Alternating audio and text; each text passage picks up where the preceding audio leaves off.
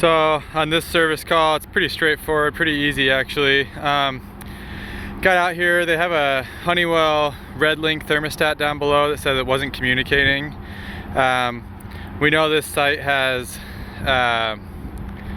the wireless modules, and basically said it wasn't communicating, which made me feel like something was going on with the power to that module, so it wasn't talking. I didn't have to reset anything like the sometimes on those thermostats you have to like do a factory kind of reset to get everything kind of cleared to resync them up, but I wanted to check power first, so I got up on the roof. I knew this site had smoke detectors, so I was just curious of why it might have tripped, or if it did trip I should say. So I got up, it's kind of the first thing I went to here.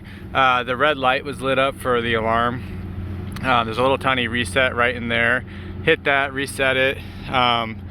I'm on a building that has multiple units, and this is the only one that tripped. I have noticed sometimes, like if the outside air sucks in like construction or something going on around, I have seen them trip occasionally from something like that. These people weren't even here, so I know it was pretty vacant, so I don't think anything from the space is what tripped it. So what I'll do is I reset it.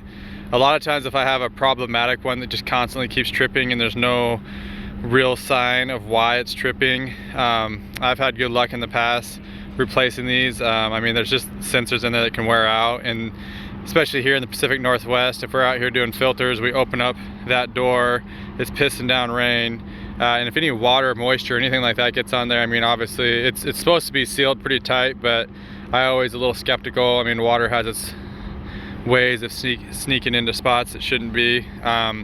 So I'm always leery just with our environment here of that, but like I said, I've kind of went through all my thoughts of what might have tripped it, and just that none of the other ones. I'm up here and there's 5 units up here, and that's the only one that tripped was this particular one.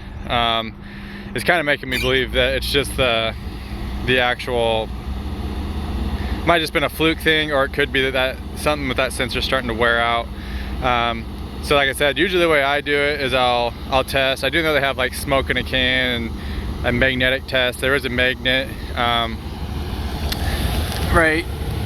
right here. It says test magnet on it, and you'll have a magnet and you literally just rub it right here.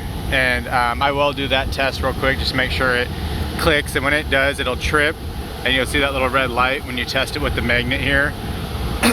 That's a test you can kind of do to make sure it's clicking off and on like it's supposed to. But that being said, I mean, I really do think it might have been just one of those fluke things. Most of the time when I reset them, I'm good to go. But if I like I said, if I come out here again in the near future, I'll probably write it up for a new smoke detector, just to kind of make sure there's nothing with that. I've had that happen a handful of times over the years where I had to do that, and it's always taken care of the issue for me. Obviously every situation is different, but that's what's worked for me. Any questions, write them down in the comments. Thank you guys for watching. If you haven't already, please subscribe, and thanks again for watching.